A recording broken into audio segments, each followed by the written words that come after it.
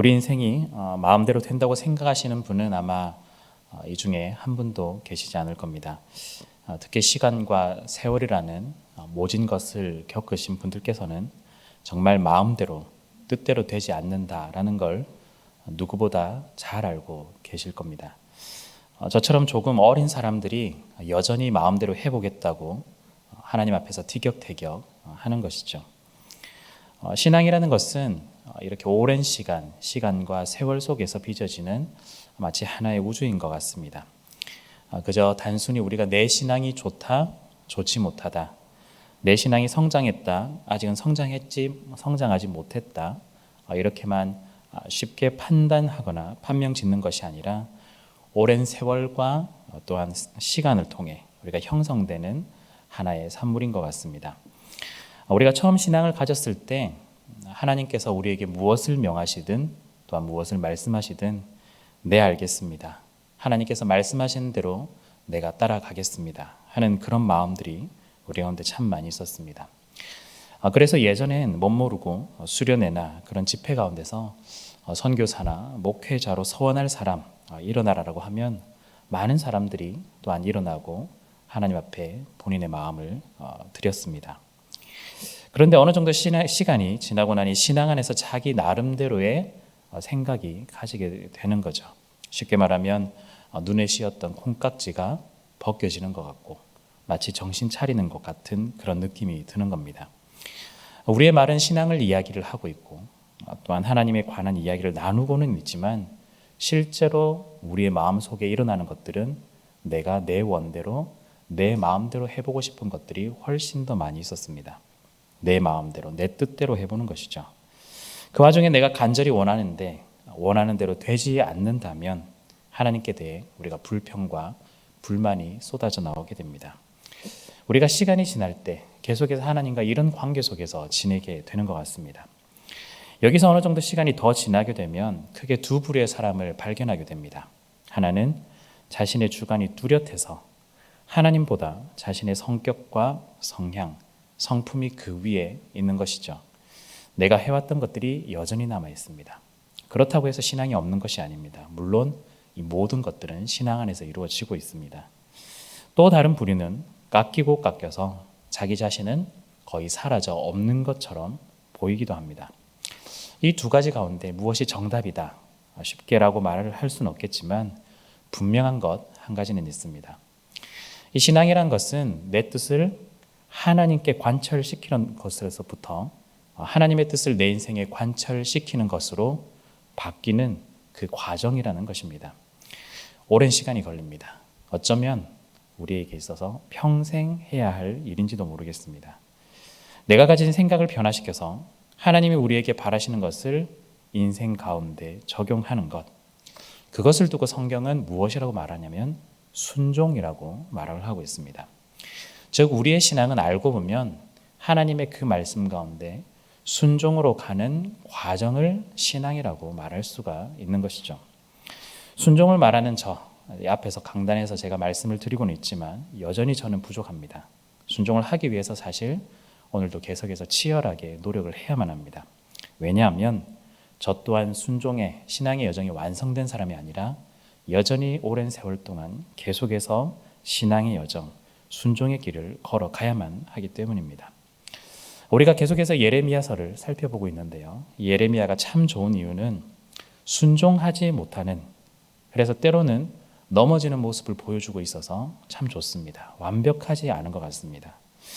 예레미야는 순종이 어렵지만 그럼에도 불구하고 다시 한 번 더 일어서서 하나님의 말씀을 전하고 있습니다. 20장에서는 예레미야의 번민이 참 심각하게 많이 드러나고 있지만 이제는 그 단계를 넘어서고 있습니다. 즉 오늘 우리가 함께 읽었던 이 본문 21장부터는 예레미야가 더 이상 번민하지 않고 하나님의 말씀에 순종하며 한 걸음 한 걸음 걸어나가는 장면을 보여줍니다. 마치 이 예레미야서는 1장부터 20장까지는 예레미야의 순종의 과정을 보여주고 있었다면 이제 21장부터는 본격적으로 순종하지 않던 유다와 또한 지금의 왕 시드기야 왕 그리고 백성들의 모습을 비춰주고 있는 것 같습니다. 그래서 이 모습들이 마치 우리의 모습을 보여주고 있는 듯 합니다. 여전히 순종과 거리가 멉니다. 그리고 여전히 우리의 계획과 우리의 결정이 강하게 드러나고 있습니다.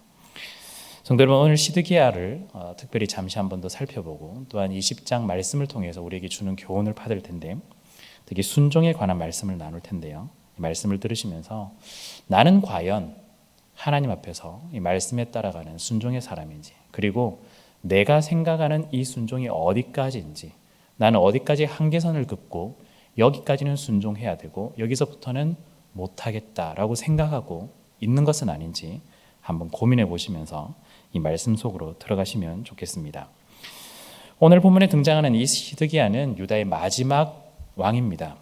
분위기가 조금 느껴지시겠지만 유다는 풍전등화와 같은 상황인 것이죠.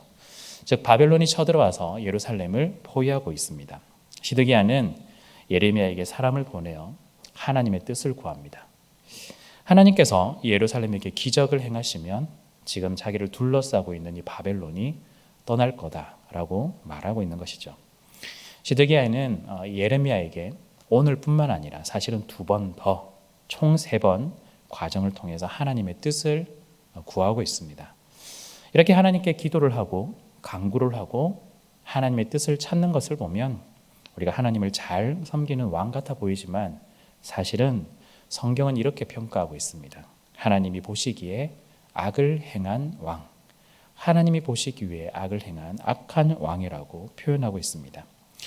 하나님은 이런 시드기야에게 물었던 이 질문에 이렇게 답을 하시는데요. 오늘 본문 8절에 보면 이렇게 드러납니다. 여호와께서 말씀하시기를 보라, 내가 너희 앞에 생명의 길과 사망의 길을 두었노라. 너는 이 백성에게 전하라 하셨느니라. 이 성읍에 사는 자는 칼과 기근과 전염병에 죽으려니와 너희를 에워싼 갈대아인에게 나가서 항복하는 자는 살 것이나 그의 목숨은 전리품같이 되리라. 하나님께서 사실은 이 시드기야와 유다에게 마지막 선택의 기회를 주시는 것이죠. 어느 것을 선택하느냐에 따라 말씀처럼 생명의 길을 갈 수도 있는 것이고 또한 사망의 길을 갈 수도 있습니다. 결론적으로 시드기야는 사망의 길을 선택을 했습니다. 그래서 이후에 비참한 치욕을 맛보게 되죠. 나라가 멸망하게 되었습니다. 그리고 자신의 아들들 그리고 유다의 고위 지도자들은 모두 자신의 앞에서 죽임을 당합니다. 심지어 이뿐만 아니라 이 시드기야 왕은 자기 자신은 눈이 뽑히게 되고 또한 뽑힌 채로 바벨론에 사로잡혀가며 죽는 날까지 감옥에 갇히게 됩니다. 성도 여러분, 이 시드기야가 선택한 이 사망의 길은 결론적으로 순종과는 거리가 먼 선택이었습니다. 우리는 보통 여기서 이런 생각을 합니다. 오늘 말씀을 읽으면서 그래, 시드기야가 이런 잘못을 했어.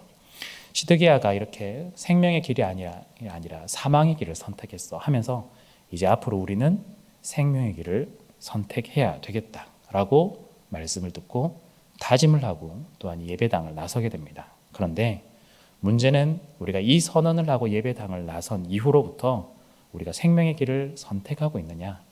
사실은 거의 대부분 저 포함해서 사망의 길을 선택하는 경우가 적잖이 있다는 겁니다.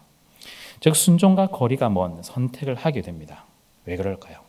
때로는 우리의 신앙이 연약해서 그럴 수도 있고, 때로는 우리의 환경적인 문제일 수도 있고, 때로는 치열하게 내가 순종을 선택하고 싶었지만 치열하게 투쟁하다가 눈 질끈 감고 마지막에 어쩔 수 없이 하는 선택이었을 수도 있습니다. 우리 중 누구라도 순종쯤이야 쉽게 할 수 있겠다라고 말할 수 있는 사람은 없겠지만, 그렇다고 해서 반대로 나는 순종의 능력이 없어서 순종을 아예 할 수가 없습니다 라고 말을 해서도 안 될 것입니다. 순종은 하나님께서 자신의 백성들에게 주신 복이이자 또한 의무이기 때문인 거죠. 그렇다면 우리는 이 어려운 선택의 순간에서 순종하며 특별히 하나님의 뜻을 이루고 하나님의 나라를 이루어 갈 수 있을까? 오늘 본문 2가지를 살펴볼 텐데 여기서 우리가 2가지를 교훈을 얻고자 합니다. 먼저 첫 번째는 혹시의 신앙을 넘어서는 것입니다. 혹시의 신앙을 넘어서는 겁니다. 시드기야가 하나님께 간구한 내용은 이렇습니다. 2절에 보면 바벨론의 느부갓네살 왕이 우리를 치니 청컨대 너는 우리를 위하여 여호와께 간구하라. 여호와께서 혹시 그의 모든 기적으로 우리를 도와 행하시면 그가 우리를 떠나리라 하니. 제가 조금 더 강조해서 읽었지만 이 시드기야의 기도 속에는 묘한 단어가 등장합니다. 바로 혹시라는 단어입니다. 우리가 다른 사람들에게 부탁을 할 때, 무언가를 부탁할 때 혹시라는 단어를 쓰기도 합니다. 언제 우리가 부탁할 때 혹시라는 단어를 붙여서 사용을 할까요? 보통은 겸손하게 부탁할 때 이런 단어도 쓰겠지만 사실은 대부분 이런 마음이 있습니다. 그럴 리는 없겠지만 만약에 가능하다면 이렇게 해달라라는 이 내용이 여기에 포함이 되어 있는 거죠. 그럴 리는 없겠지만 만약에 가능하다면 도와줬으면 좋겠다. 이미 된다는 보장으로 부탁을 하는 것이 아니라 마음속에는 이미 불가능하다라는 것이 이미 이 말 가운데 전제되어 있습니다. 이런 뉘앙스도 있습니다. 전혀 기대하지도 않았는데 어쩌다가 우연히 되는 경우도 있는 겁니다. 이런 거죠. 혹시 학동에 들리거든 한번 연락해. 내가 밥 한번 사줄게. 혹시 학동에 들리거든 연락해. 이런 거죠. 서로 스케줄을 잡은 것도 아니고 또한 서로 기대도 하지 않았는데 길을 가다가 우연히 이 지역을 지나게 되는데 학동을 들리게 되면 한번 연락해 보라라는 겁니다. 어쩌다가 우연히입니다. 이처럼 이 혹시라는 단어 속에는 전혀 기대가 없는 마치 기대하지 않았는데 복권이 당첨되는 듯한 그런 불가능한 것이 여기에 전제되어 있습니다. 이 시드기야의 기도 속에 혹시는 믿음 없이 그냥 한번 물어보는 겁니다. 어차피 안 된다는 거 알고 있고 그래도 모르니까 사람 한번 보내보는 겁니다. 해결되면 좋고 그렇지 않더라도 어쩔 수 없지 않느냐라는 것이 혹시라는 단어 속에 포함이 되어 있습니다. 그런데 단순히 믿음이 없다라고 우리가 말하기보다는 더 큰 이유가 여기에 포함이 되어 있습니다. 이 혹시라는 단어 속에는 다른 해결책 또는 자신이 해결할 능력이 사실은 포함이 되어 있고 그것을 더 과대평가한다는 데 기인하고 있는 것이죠. 이 시드기야는 바벨론에 대해 반바벨론 정책을 펼쳐왔습니다. 그렇다면 친정책도 있었겠죠. 바로 친애굽 정책입니다. 이런 외교적인 정치 기류 속에서 자신이 의지하고 또한 힘을 얻으려는 노력들이 분명히 있었습니다. 물론 오늘 본문만 보면 아무런 노력 없이 즉 하나님께만 의지한 것처럼 보이겠지만 사실은 사신들을 예레미야에게 보낸 것이 유일한 방법이 아니라 자기가 할 수 있는 여러 가지 외교적인 방법들 그 외의 정책적인 것들을 모두 다 구현해 봤을 겁니다. 만일 하나님께 의지하는 것이 유일한 해결책이었다면 예레미야에게 묻는 것, 하나님께 묻는 것이 유일한 방법이었다면 이렇게 혹시라는 단어를 붙여서 대충 질문하지 않았을 겁니다. 간절함이 전혀 없는 것이죠. 일단 방법이 된다고 생각하는 모든 곳에 다 찔러보는 겁니다. 성도 여러분, 이런 혹시의 신앙은 사실 우리 가운데도 여전히 만연해 있습니다. 하나님의 도우심은 처음부터 기대하지 않았고 우연히 어쩌다가 이 일이 풀리면 참 좋은 거라고 생각합니다. 그럴 때 우리가 이야기를 나누다 보면 하나님께서 해주셨어 라고 말은 하지만 사실은 우리가 그 일이 풀리기까지 정말 하나님 앞에 간절히 매달린 적은 없고 혹시라는 신앙으로만 나갔던 것이죠. 이 혹시의 신앙이 가져오는 무서움은 우리의 인생 가운데 하나님이 개입할 그 자리를 차단해 버린다는 데 있습니다. 만약에 우리가 원하는 것이 이루어졌다 하더라도 그것이 하나님께서 해결해 주셨다라고 잘 여기지 않는다라는 데 있습니다. 하나님께서 우리의 삶에 개입하셔서 문제를 해결하는 것이 아니라 우리가 가진 능력으로 해결되거나 또한 우리의 주변의 환경적인 요소로 해결된다거나 혹은 우연히 해결된다라고 보는 것이 우리의 신앙 가운데 은근히 자리 잡고 있습니다. 혹시의 신앙은 더 나아가 우리의 인생에서 긍정적인 거나 또한 유익한 면만 보고 있기 때문에 원하지 않는 일이라든지 혹은 우리가 계획에 없는 일이 벌어지게 된다면 절대 받아들이지 못하게 됩니다. 그래서 우리의 신앙은 이중적인 태도를 가집니다. 좋은 일이 있을 때는 내가 잘했다. 우연히 이루어졌다. 이렇게 일을 하겠지만 반면에 좋지 않은 일이 생기게 되면 하나님은 왜 이런 고난을 나에게 주시느냐 라고 하나님께 반문하게 되고 하나님께 책임의 소재를 가리기도 합니다. 성도 여러분, 혹시 혹시의 신앙을 두고 단지 믿음 없는 신앙 정도로만 여기지 마시기 바랍니다.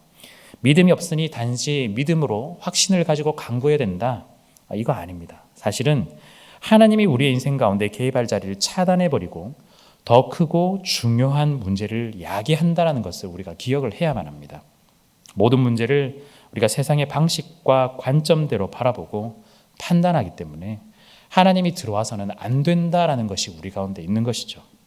이러한 혹시의 신앙의 태도는 우리에게 있어서 하나님 말씀에 순종할 여지를 남기지 못하게 만듭니다. 이미 하나님도 들어오시지 못하게 하고 자신의 행동과 결정도 이미 정해져 버렸기 때문에 절대 하나님 앞에서 그 말씀 가운데 순종할 수가 없는 것입니다. 그렇기 때문에 우리는 반드시 우리의 이 신앙, 혹시의 신앙을 반드시 넘어서야만 합니다.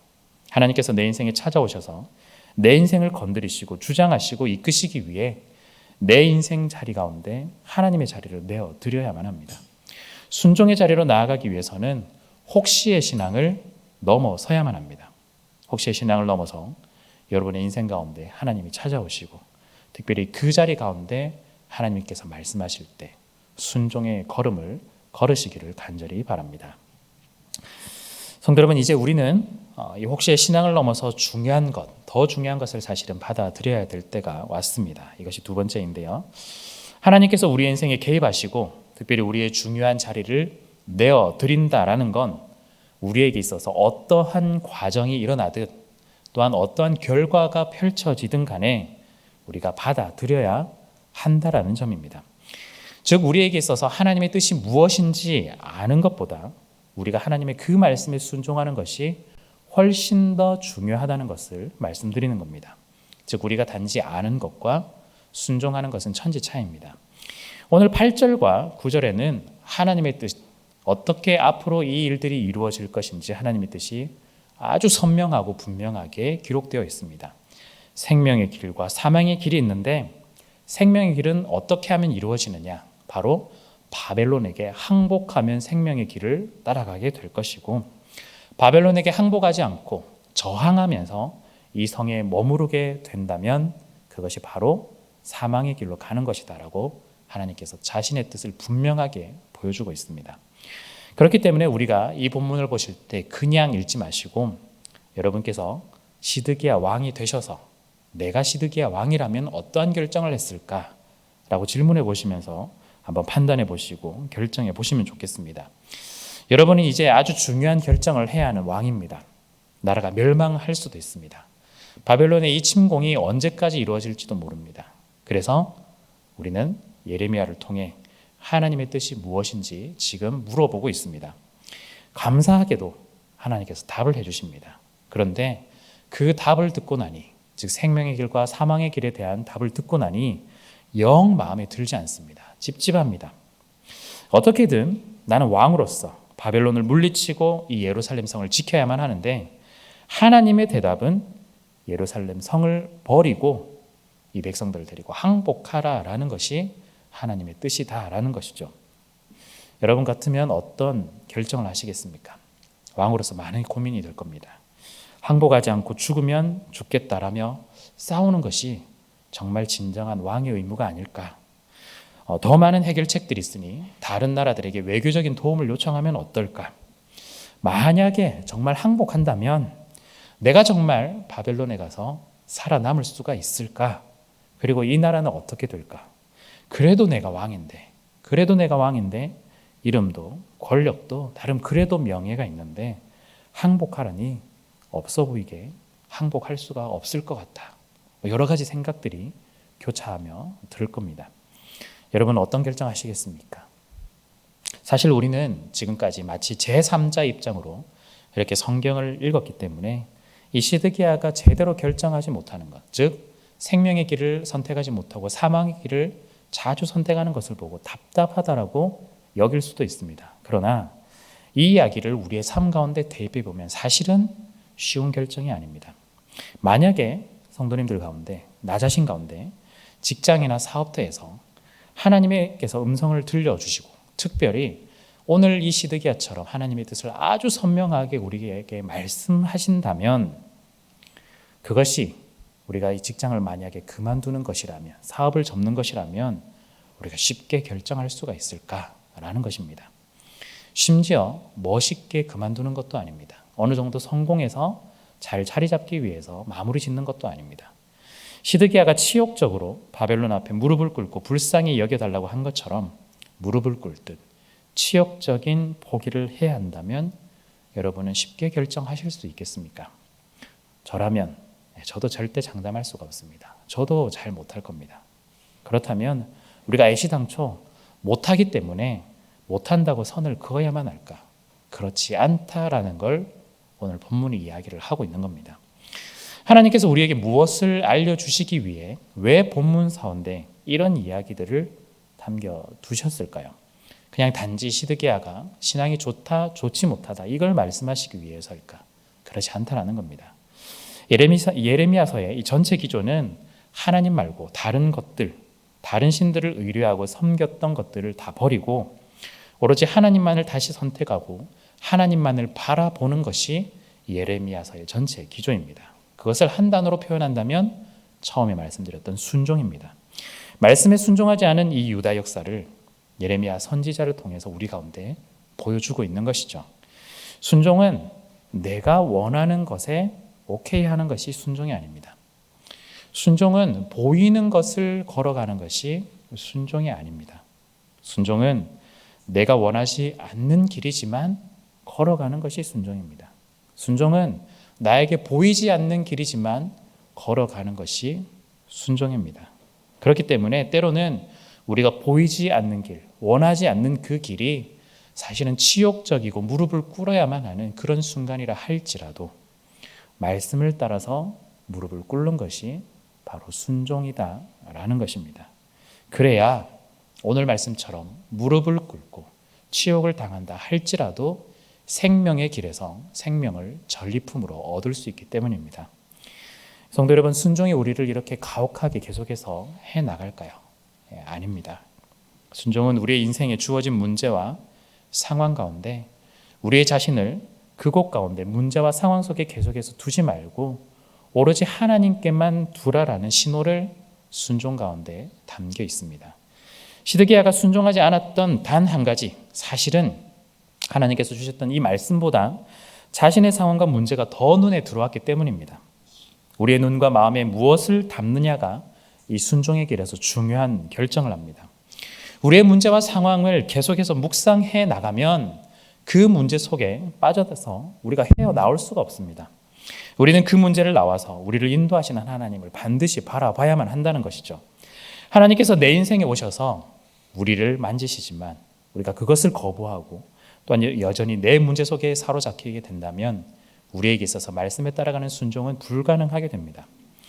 성도 여러분, 이 문제를 바라보면 문제를 해결하는 것이 내 마음에 들지 않을 때 더 순종하기 어려워집니다. 시드기야는 무엇보다 하나님의 뜻, 하나님의 말씀, 특별히 하나님의 뜻을 잘 알았던 사람입니다. 하나님께서 직접 내 뜻이 이렇다라고 알려준 케이스였기 때문인 거죠. 그런데 사실은 시드기야는 그 뜻을 알고 나서부터 더 결정하기 어려워졌습니다. 왜일까요? 하나님께서 말씀하신 그 뜻, 그 방법이 내가 생각하고 내가 계획하고 내가 원하던 방법과 뜻과는 전혀 달랐기 때문입니다. 내가 원하는 길이 있는데 그곳에 하나님께서 맞춰주셨으면 좋겠지만 전혀 그렇지 않다라는 거죠. 특히 하나님께서 제시하신 방법은 도무지 받아들일 수가 없었습니다. 성도 여러분, 우리는 하나님의 뜻 알고 싶어 합니다.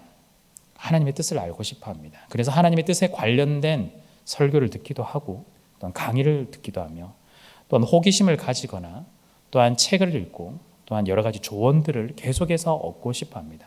내 인생 가운데 펼쳐진 하나님의 뜻이 무엇일까? 지금 이 상황 가운데서 나에게 말씀하시는 하나님의 뜻은 무엇일까? 많이 궁금해합니다. 우리가 하나님의 뜻을 알고자 하는 건 사실 하나님의 뜻에 순종하고 싶어서 하나님의 뜻을 알고 싶은 것이 아니라 내 미래가 어떻게 될지, 내 인생이 어떻게 될지 사실은 미래를 알고 싶어서 그런 경향이 훨씬 더 많이 있습니다. 마치 점을 쳐서 미래를 알고 싶어 하는 것이죠. 성도 여러분, 한번 질문을 해드리자면 여러분들께서 하나님의 뜻을 매번 찾아내서 그 뜻을 계속해서 알고 계십니까? 지금 이 순간도 나를 향한 하나님의 뜻을 여러분들께서 파악하고 계십니까? 제가 추측하건대 저를 포함해서 거의 대부분은 우리 가운데 일어난 하나님의 뜻 잘 알지 못합니다. 잘 알지 못합니다. 왜 그럴까요? 우리가 뜻을 아는 방법이 부족해서 그럴까요? 방법을 몰라서 그럴까요? 다른 방법을 쓰면 알 수 있을까요? 아닙니다. 하나님께서 지금 당장 우리 가운데 명확한 뜻을 알려주시지 않기 때문입니다. 하나님은 우리를 너무나 잘 아십니다. 무엇을 아시느냐? 우리의 관심이 정말 하나님의 뜻을 잘 알아서 순종하는 데 있는 것이 아니라 단지 내 미래가 어떨지, 내 앞날이 어떨지, 내 인생이 어떨지 거기에만 관심이 있다는 걸 너무나 잘 알고 있기 때문입니다. 시드기야처럼 하나님의 뜻을 알게 되었다면 우리는 매번 순종할 수 있었을까요? 어떠시겠습니까? 여러분들께서 만약에 하나님의 뜻을 매번 잘 알 수 있다면, 그래서 하나님께서 뜻을 여러분들 가운데 직접 말씀해 주시고 알려주신다면 여러분은 그 뜻을 순종하면서 매일마다 그렇게 나아가실 수 있겠습니까? 아마 못하실 겁니다. 왜냐하면 나에게 좋은 일이라면 우리가 기꺼이 순종하겠지만 내가 원하지 않는 일이라면 순종 안 할 수도 있고 못할 수도 있습니다. 그렇다면 우리에게 가장 좋은 것은 무엇일까요? 어쩌면 지금 당장 어렵다 할지라도 우리가 하나님의 뜻을 잘 모르는 게 어쩌면 우리에게 가장 좋을 수 있습니다. 지금 나에게 일어난 일이 어렵고 힘든데 하나님의 뜻을 모르는 상황이라면 어떻게든 하나님의 뜻을 알아보고자 한 걸음 한 걸음 우리에게 주어진 상황 가운데서 최선을 다해 살아나갈 것입니다. 내 문제, 내 상황에 얽매이지 않고 순종하며 걸어가는 사람은 지금 당장 하나님의 뜻을 알지는 못한다 할지라도 이후에 하나님의 뜻을 알게 될 수 있습니다. 우리가 시간이 지나서 뒤를 돌아보면 하나님께서 내가 여기까지 오게 하신 것, 왜 하나님께서 여기까지 오게 하셨을까? 그때 이렇게 하셨구나를 뒤를 돌아보면 알게 된다는 것이죠. 성도님들께서 이제 연세가 조금 이제 있으신 분들은 아마 이 말씀이 더 어떤 뜻인지 아실 수 있을 겁니다. 20대 때 그냥 앞만 보고 열심히 달려가며 30대 때 하나님의 뜻을 구하겠다라고 해봤지만 사실은 연세가 세월이 지나고 나서 뒤를 돌아보니 하나님께서 하나님의 뜻 가운데서 이렇게 해오셨구나라는 것을 훨씬 더 알게 된다는 겁니다. 저는 아직도 그 길을 조금 더 가야 합니다. 우리가 하나님을 아는, 특히 하나님의 뜻을 아는 방식이 이렇습니다.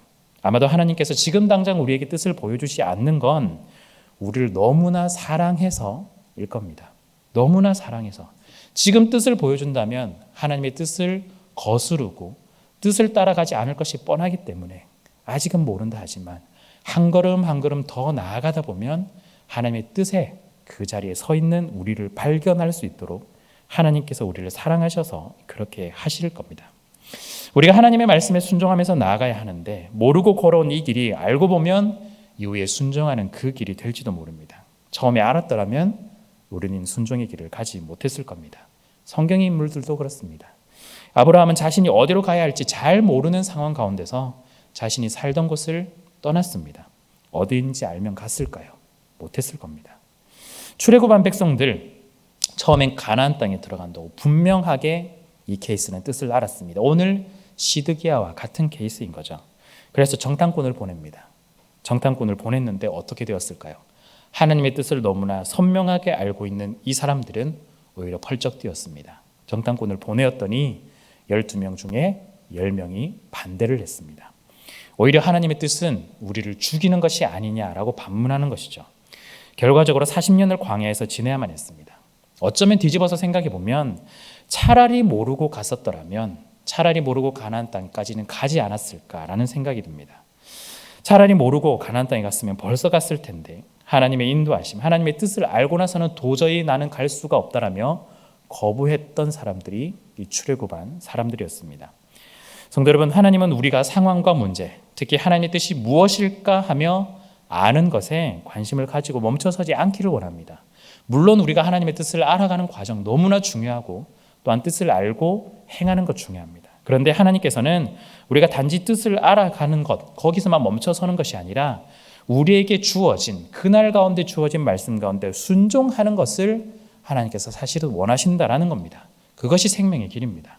우리의 눈에는 지금 어렵고 힘들어서 무릎을 꿇는 치욕적인 순간일지 모르겠지만, 우리의 눈에는 치욕적인 골짜기를 들어가야만 하는 이 상황일지 모르겠지만, 하나님은 우리를 그 길 가운데서 순종하시며 또한 순종하게 하시며 또한 생명의 길로 이끌어 가게 하신다라는 겁니다. 성도 여러분, 오늘 이 두 가지 혹시의 신앙과 더불어서 우리가 하나님의 뜻 가운데 하나님께 순종하며 나아가는 이 말씀 가운데 순종하는 이 이야기를 잠시 한번 살펴봤는데요. 우리 모두 이 신앙의 길을 걸어가는 과정 속에서 순종으로 살아가는 걸음이 너무나 중요하다라는 걸 우리 가운데 사실은 예레미야서를 통해서 우리에게 들려주고 있는 겁니다. 우리의 신앙을 단 한 번의 결정 짓고 그냥 세우는 것이 아니라 오랜 시간 동안 성장하고 계속해서 자라나간다라는 걸 반드시 기억을 하셔야 되겠습니다. 어떻게 하면 성장할 수가 있을까요?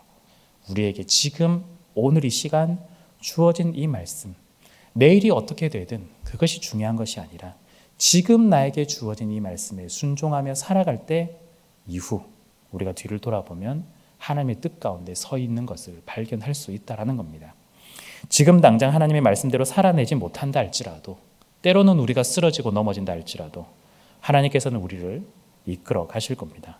오랜 세월, 오랜 시간이 걸린다는 것, 그 뜻은 사실은 지금 이 하루가 너무나 중요하다라는 걸 의미합니다. 하나님께서 말씀을 우리 가운데 주셨을 때 지키고 안 지키는 것, 우리가 계산을 해서 하는 것이 아니라 단지 나에게 주셨다라는 것에 감사하며 우리가 순종하는 삶이 살아가야 된다는 것이죠.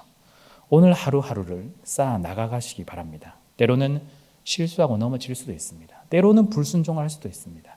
때로는 시드기야처럼 사망의 길을 선택하는 경우도 있습니다. 그렇지만 순종하는 하루하루, 순종하려고 노력하는 이 하루하루가 쌓일 때마다 우리가 실수하더라도 하나님께서 우리의 손을 잡고 이끄시기에 우리의 방향은 올바르게 반드시 하나님의 뜻 가운데 서 있을 수 있게 될 것입니다.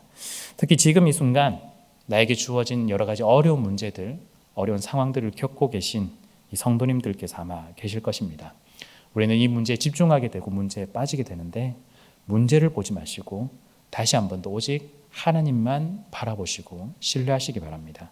혹시의 신앙을 넘어서서 하나님께서 내 인생 가운데 찾아오시고 또한 개입하시고 내 인생을 만지시고 인도하시도록 우리의 마음을 열어서 하나님을 모셔드리기를 원합니다. 무엇보다 문제에 집중하지 않고 오직 말씀을 실천하고 살아나가는 데 더 집중을 해보시기 바랍니다. 하나님은 우리가 문제 해결 방법이나 하나님의 뜻만 아는 것에 멈추기를 원하지 않으시고 아는 것을 넘어 순종하는 것을 원하십니다. 다시 한 번 더 말씀드리지만 때로는 굴욕적일 수도 있습니다. 때로는 수치를 당할 수도 있습니다.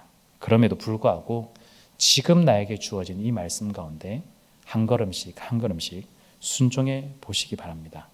멀다고 생각한 이 길이 사실은 지름길이고 죽음의 길이라고 생각한 우리의 선택이 사실은 알고 보면 생명의 길이 될 것이며, 굴욕이라고 생각한 이 길이 우리에게 있어서 영광의 길이 될 줄 믿습니다. 여러분에게 주어진 오늘 하루 충실하게 살아가시며 특별히 이 말씀 가운데 순종하며 나아가시는, 그래서 하나님의 뜻을 발견하실 수 있는 저와 여러분들이 되시기를 간절히 바라고 축복합니다. 아멘.